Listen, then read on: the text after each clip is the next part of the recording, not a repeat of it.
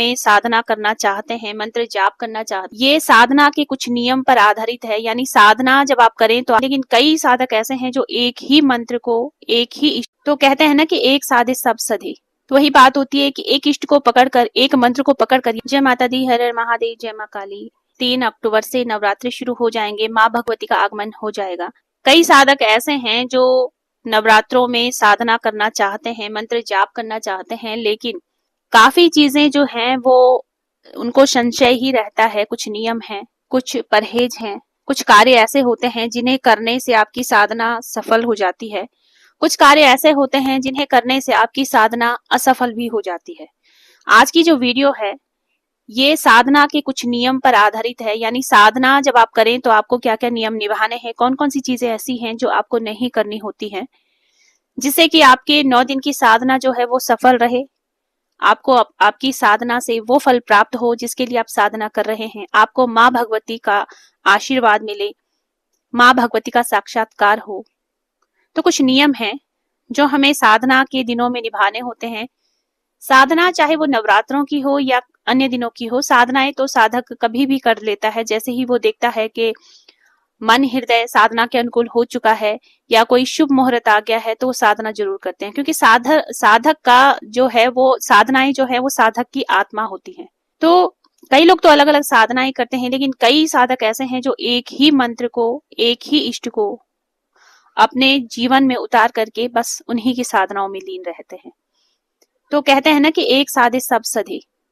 तो वही बात होती है कि एक इष्ट को पकड़कर, एक मंत्र को पकड़कर यदि आप उसी की साधना बार बार करते हैं तो आपका वो मंत्र बहुत मजबूत हो जाता है।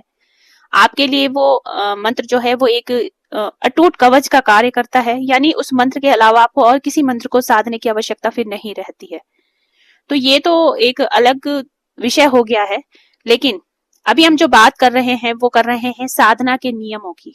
फिर साधना वो चाहे कोई भी हो, प्रत्येक साधना में यही नियम लागू होते हैं। साधना का जो सबसे प्रथम नियम होता है वो होता है भूमि शयन करना, जमीन पर सोना। कई लोग जमीन पर नहीं सो सकते हैं। जमीन पर सोने के लिए आपको यदि दिक्कत होती है तो आप एक नॉर्मल सा कंबल भी अपने नीचे बिछा सकते हैं। आपको चटाई पर नहीं आप सो सकते तो आप कंबल बिछाइए। नियम मुख्य इसमें ये रहता है कि आपका जो शरीर है वो आरामदायक चीज के ऊपर ना हो, यानी कि आपका जो बिस्तर हो गद्देदार ना हो। तो आप जमीन पर सोएं, सात्विक अपना आहार रखें, आचरण आपका पवित्र होना चाहिए, ब्रह्मचर्य का आपने पालन करना है, भोजन आपने स्वयं बनाना है। स्वयं यदि नहीं बना सकते तो आपके घर में जो भी स्त्री हो, जो भी माँ हो, पत्नी हो, बहन हो, जब भी वो आपके लिए भोजन बनाए पहले स्नान कर लें। ये जो नियम है ये आपको फॉलो करने बहुत ही जरूरी होते हैं। अब ये नियम क्यों आपको फॉलो करने हैं ये मैं अंत में बताऊंगी। आगे जो आपका अगला नियम है वो होता है कि आपको आपके शरीर को इस तरीके से प्रोटेक्ट करके चलना होता है कहीं भी सार्वजनिक स्थान पर कि कोई भी आपको स्पर्श न कर सके। आपको साधना के दिनों में शेविंग नहीं करनी, बाल नहीं कटवाने हैं, नाखून नहीं काटने हैं। खासकर महिला, बच्चे और बूढ़ों का आदर करना है। साधना के प्रति स्वयं को पूर्ण समर्पित करके ही साधना की जाती है, तभी आपकी साधना सफल होती है। जिनकी आप साधना कर रहे हैं उन पर अटूट विश्वास रखिए, अपने गुरु पर अटूट विश्वास रखिए। साधना के दिनों में गायत्री मंत्र और सूर्य देव को जल जरूर चढ़ाएं। यानी गायत्री मंत्र का आपने जाप जरूर करना है। आप 24 बार गायत्री मंत्र का जाप कीजिए प्रत्येक सुबह और सूर्य देव को जल चढ़ाइए। इससे जो आपकी साधना है वो तेजमयी होगी। आपकी साधना की जो ऊर्जा होगी वो आपका शरीर उसको ग्रहण करने के लिए मजबूत होता चला जाएगा।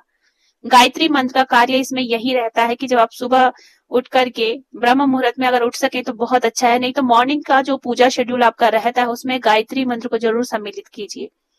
एक माला आप नहीं कर सकते तो कम से कम 24 बार आसन पर बैठ करके यदि आप गायत्री मंत्र का डेली आप जाप करते हैं तो उससे आपका शरीर जो है वो मजबूत होता है, आपको उस ऊर्जा से कोई दिक्कत नहीं होती है। नहीं तो कई लोग कहते हैं कि कंधे दर्द करते हैं या सर दर्द हो जाता है या बॉडी जो है वो कंपन होती है। वो यही कारण होता है कि जब आपकी बॉडी जो है वो उस लायक नहीं होती है कि वो आपके मंत्र जाप की ऊर्जा को सहन कर सके, तब ऐसी दिक्कतें होती हैं। जब आपकी बॉडी बिल्कुल परफेक्ट हो चुकी है, मजबूत हो चुकी है, तो वो ऊर्जा जो है वो आपकी बॉडी को हानि नहीं करती है, बल्कि आपके बॉडी में समा करके आपके ऑरा को, आपके तेज को प्रकाशित करती है। नवरात्रि की जो साधनाएं की जाती हैं अक्सर रात को ही की जाती है, क्योंकि नवरात्रि जो है माँ की रात्रियां हैं और ये माँ की जो साधना है वो रात्रि काल में ही सर्वोत्तम मानी गई है।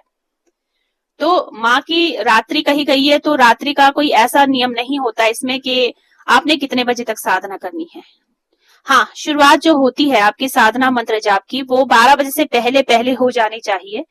यानी कि आप 8 बजे के बाद कभी भी आप मंत्र जाप शुरू कर सकते हैं, 12 बजे से पहले पहले। फिर आपके जो मंत्र जाप है वो चाहे 1 बजे तक चले, 2 बजे तक चले, 3 बजे तक चले, इसमें कोई दिक्कत वाली, कोई परेशानी वाली कोई बात ही नहीं होती है। आपकी साधना फिर कितनी भी लंबी हो, कंटिन्यू आप रख सकते हैं। लेकिन जो शुरुआत होती है वो आपको 8 बजे के बाद और 12 बजे से पहले करनी बहुत जरूरी होती है अपने मंत्रों की। अब यहाँ एक सवाल यह भी आया है कि क्या हम दुर्गा सप्तशती को रात्रि काल में पढ़ सकते हैं?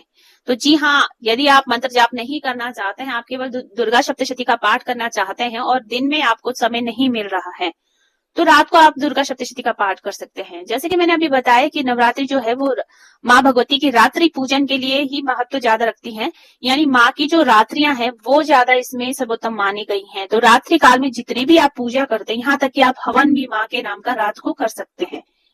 लेकिन जब आप हवन करें तो आपके गुरु से आप पूरी चीजें जान लें, अच्छे से उसका प्रोसेस जान लें, तभी आप हवन करें। क्योंकि हवन यदि आपको नहीं, आपके गुरु नहीं है, तो मैं तो यही आपको सजेस्ट करूंगी कि फिर हवन आप दिन में ही करें, फिर रात्रि को ना करें।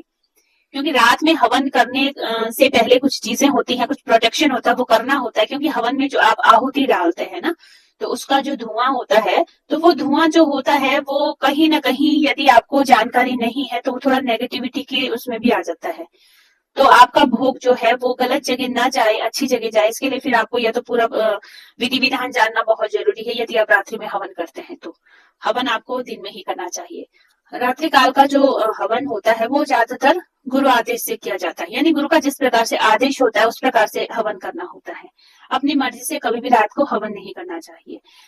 तो ये तो कुछ जानकारी थी नवरात्रों की कि नवरात्रों में आप इस प्रकार से अपनी साधना को संपन्न कर सकते हैं, क्या इसके नियम है, क्या विधि विधान है। आगे की वीडियोस आपको मैं देती रहूंगी, कंटिन्यू आपको वीडियोस मिलेगी।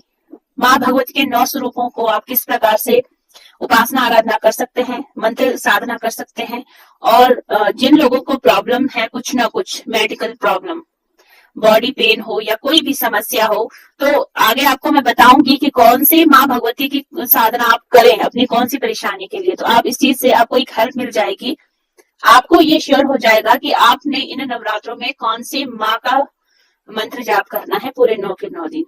यदि आप नए हैं, पहली बार सुन रहे हैं, तो चैनल को सब्सक्राइब जरूर कीजिएगा, वीडियो को शेयर कीजिएगा। अच्छी लगती है जानकारी तो लाइक कीजिए, नहीं लगती अच्छी जानकारी तो आप डिसलाइक भी कर सकते हैं। अगली वीडियो में आपको बताऊंगी मैं कि प्रथम माँ का जो स्वरूप है, आदिशक्ति का प्रथम स्वरूप माँ शैलपुत्री की साधना से आप अपने रोगों से कैसे निजात पा सकते हैं, आपकी किस प्रकार से आध्यात्मिक उन्नति हो सकती है, कौन से ग्रह आपके मजबूत हो सकते हैं, माँ को कौन सा भोग, कौन सा पुष्प, किस प्रकार से आप पूजन कर सकते हैं और कौन से मंत्र से आप माँ को प्रसन्न कर सकते हैं।